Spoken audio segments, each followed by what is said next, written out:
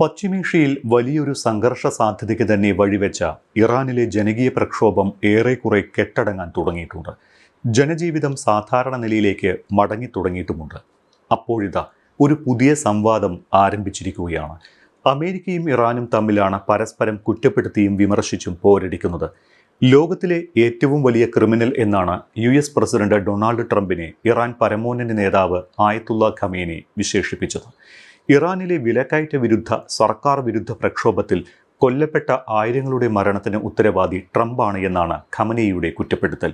ഇതിന് പരിഹാരം ഇറാനിലെ ഭരണകൂടം മാറുന്നതാണ് എന്ന് ഖമനേയിക്ക് മറുപടിയായി ട്രംപും പറഞ്ഞതോടെ പ്രക്ഷോഭം അയഞ്ഞ ഇറാനിൽ പുതിയ വാക്പോരിന് തുടക്കമായിരിക്കുകയാണ്. പ്രക്ഷോഭത്തിലും അതിനെതിരായ സൈനിക നടപടികളിലും ആയിരങ്ങൾ കൊല്ലപ്പെട്ടതായി ഖമൈനി തന്നെ സ്ഥിരീകരിച്ചിട്ടുണ്ട്. എന്നാൽ പ്രക്ഷോഭത്തിന് ആവേശവും ഇന്ധനവും പകർന്ന് ഇവരെ മരണത്തിലേക്ക് തള്ളിവിട്ടത് അമേരിക്കയാണ് എന്നാണ് ഖമനേയിയുടെ കുറ്റപ്പെടുത്തൽ. ഇറാനിലെ പ്രക്ഷോഭങ്ങൾക്ക് പിന്നിൽ അമേരിക്കയും ഇസ്രായേലുമാണെന്നും ഈ കൂട്ടക്കൊലയ്ക്ക് വഴിയൊരുക്കിയ ഇസ്രായേലിനും അമേരിക്കയ്ക്കും മാപ്പ് നൽകില്ല എന്നും ഖമനേയി പ്രസ്താവിച്ചു.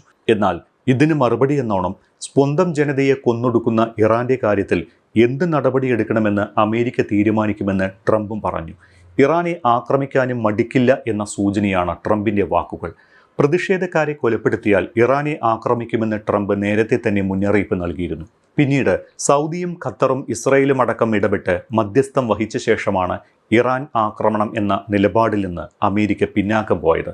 അതിനിടെ പ്രതിഷേധക്കാരെ ബെഞ്ചമിൻ നെതന്യാഹുവിൻ്റെ ദേഹെണ്ണക്കാരെന്നും ട്രംപിൻ്റെ കൂലിപ്പടയാളികൾ എന്നും വിശേഷിപ്പിച്ച് ഇറാൻ ഭരണകൂട പ്രതിനിധി ആയത്തുള്ള അഹമ്മദ് ഖട്ടാമിയും രംഗത്തെത്തിയിരുന്നു.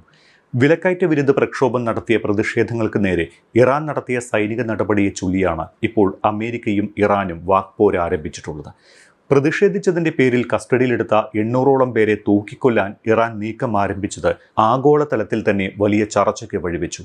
ഇതിന് പിന്നാലെ അമേരിക്കൻ പ്രസിഡന്റ് ഡൊണാൾഡ് ട്രംപ് പ്രതിഷേധക്കാരെ തൂക്കിക്കൊന്നാൽ ശക്തമായ സൈനിക നടപടി ആരംഭിക്കേണ്ടി വരുമെന്ന് ഇറാന് മുന്നറിയിപ്പ് നൽകി.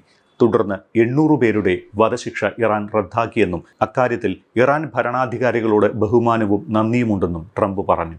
ഇതിന് പിന്നാലെയാണ് ട്രംപിനെ ലോകം കണ്ട ഏറ്റവും വലിയ ക്രിമിനൽ എന്ന് ഖമനേയി വിശേഷിപ്പിച്ചത്. വധശിക്ഷ റദ്ദാക്കിയതിനെ തുടർന്ന് സൈനിക നടപടിയെന്ന ആലോചനയിൽ നിന്ന് അമേരിക്ക പിന്മാറി. അതേസമയം വാക്ക് നൽകിയതുപോലെ ഇറാനിൽ ഇടപെടണമെന്ന് ഇറാന്റെ നിഷ്കാസിതനായ കിരീടാവകാശി റസ പഹ്ലവിയും ആവശ്യപ്പെട്ടു. ഇറാൻ പ്രക്ഷോഭത്തിന് നേർക്ക് സൈനികമായി ഇടപെടുമെന്ന അമേരിക്കയുടെ വാക്കുകൾ അക്ഷരാർത്ഥത്തിൽ പശ്ചിമേഷ്യയിൽ സംഘർഷ സാധ്യതയ്ക്ക് വഴി തുറന്നിരുന്നു. അമേരിക്ക ഇടപെടുകയും ഏതെങ്കിലും തരത്തിൽ സൈനിക നടപടി ഉണ്ടാകുകയും ചെയ്താൽ തിരിച്ചടിക്കുമെന്ന് ഇറാന് മുന്നറിയിപ്പ് നൽകി. ഇതോടെ ഇറാൻ അമേരിക്ക യുദ്ധം എന്ന പ്രതീതി ജനിച്ചു. ഇറാനെ ആക്രമിക്കണമെന്ന് ഇസ്രായേലും തുടക്കത്തിൽ അമേരിക്കയോട് ആവശ്യപ്പെട്ടിരുന്നു. പക്ഷേ യുദ്ധമുണ്ടായാൽ അതിൻ്റെ ഭവിഷ്യത്ത് ഭീകരമായിരിക്കുമെന്ന് ഇസ്രായേൽ പിന്നീട് മനസ്സിലാക്കി. യുദ്ധത്തിൻ്റെ ദൂരവ്യാപക പ്രത്യാഘാതങ്ങളും അതോടൊപ്പം യുദ്ധം നടന്നാലും ഇറാനിലെ നിലവിലെ ഭരണകൂടത്തിന് പ്രതിസന്ധി ഉണ്ടാകില്ല എന്നും ഭരണകൂടത്തെ വീഴ്ത്താൻ സാധിക്കില്ല എന്നും ഗൾഫ് രാഷ്ട്രങ്ങളും മനസ്സിലാക്കി. അങ്ങനെ സൗദിയും ഖത്തറും ഒമാനും ഈജിപ്തും ഇടപെട്ട് ഇറാനെ നേരിട്ട് ആക്രമിക്കുന്നതിൽ നിന്ന് പിന്മാറാൻ അമേരിക്കയെ നിർബന്ധിക്കുകയായിരുന്നു. യുദ്ധമുണ്ടാകുന്നത് ഇറാനും അമേരിക്കയുമാണെങ്കിലും അതിൻ്റെ പ്രത്യാഘാതം അനുഭവിക്കേണ്ടി വരുന്നത് GCC രാഷ്ട്രങ്ങൾ കൂടിയാകുമെന്ന തിരിച്ചറിവാണ് സൗദിയുടെയും ഖത്തറിൻ്റെയും ഒമാൻ്റെയും നയതന്ത്ര ഇടപെടലിന് കാരണം. ഇറാനെ ആക്രമിച്ചാൽ ഖത്തറിൽ ഉൾപ്പെടെയുള്ള US-ൻ്റെ സൈനിക താവളങ്ങൾക്ക് നേരെ ഇറാനും പ്രത്യാക്രമണം നടത്തുമെന്ന് GCC രാഷ്ട്രത്തലവന്മാർക്ക് നന്നായി അറിയാം. അതിന് ഏറ്റവും വലിയ ഉദാഹരണമാണ് ജൂണിൽ 12 ദിവസം നടന്ന അമേരിക്ക-ഇസ്രായേൽ സംയുക്ത ആക്രമണത്തിനിടെ ഖത്തറിലെ അൽ ഉദൈദിലെ US സൈനിക താവളം ഇറാൻ ആക്രമിച്ചത്. ആ അനുഭവം മുന്നിലുള്ളത് കൊണ്ടാണ് ഖത്തർ ഇത്തരം മധ്യസ്ഥ ഇടപെടൽ നടത്തിയതും അമേരിക്ക സമ്മതിച്ചതും. ഇത് ഗൾഫിന് പുറമെ രാജ്യാന്തര സാമ്പത്തിക മേഖലയാകെ പ്രതിസന്ധിയിലാക്കുമെന്ന് സൗദി ഉൾപ്പെടെയുള്ള മധ്യസ്ഥ രാഷ്ട്രങ്ങൾ ചൂണ്ടിക്കാട്ടി. നിലവിൽ തന്നെ പ്രക്ഷുബ്ധമായ മധ്യേഷ്യ കൂടുതൽ സങ്കീർണമാകാൻ ഇത് കാരണമാകുമെന്നാണ് പശ്ചിമേഷ്യൻ രാഷ്ട്രങ്ങൾ ട്രംപിന് മുന്നറിയിപ്പ് നൽകിയത്. അതേസമയം ഇറാനിൽ പ്രതിഷേധം ഏറെക്കുറെ കെട്ടടങ്ങിയെന്നാണ് ഭരണകൂടം പറയുന്നത്. നഗരങ്ങൾ സാധാരണ ജീവിതത്തിലേക്ക് മടങ്ങിക്കഴിഞ്ഞു. ഇതിനകം 3090 പ്രതിഷേധക്കാർ കൊല്ലപ്പെട്ടുവെന്നാണ് വിവിധ ഏജൻസികൾ ചൂണ്ടിക്കാട്ടുന്നത്. ആയിരക്കണക്കിന് പേരെ തടങ്കലിലാക്കിയിട്ടുമുണ്ട് എന്ന് സംഘടനകളുടെ കണക്കുകളിൽ നിന്ന് വ്യക്തമാണ്. സായുധ പ്രതിഷേധക്കാർ 350-ലേറെ മോസ്കുകളും 126 പ്രാർത്ഥനാ കേന്ദ്രങ്ങളും മറ്റ് 20 വിശുദ്ധ കേന്ദ്രങ്ങളും തകർത്തതായി ഇറാനും ആരോപിക്കുന്നു. 400 ആശുപത്രികൾ, 100-ലേറെ ആംബുലൻസുകൾ, 71 അഗ്നിരക്ഷാസേനാ വാഹനങ്ങൾ, 50 എമർജൻസി വാഹനങ്ങൾ എന്നിവയും പ്രക്ഷോഭകർ തകർത്തതായാണ് ഇറാന്റെ ആരോപണം.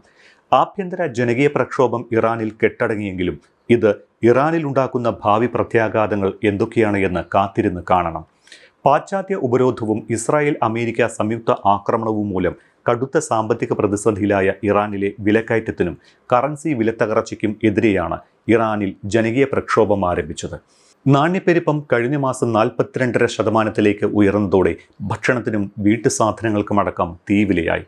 അങ്ങനെ വിലക്കയറ്റത്തിനെതിരെ ഡിസംബർ 27-ന് വ്യാപാരികൾ ആരംഭിച്ച ഒരു കടയടപ്പ് സമരം ഒരു പ്രക്ഷോഭ കൊടുങ്കാറ്റാകാൻ വലിയ താമസമുണ്ടായില്ല.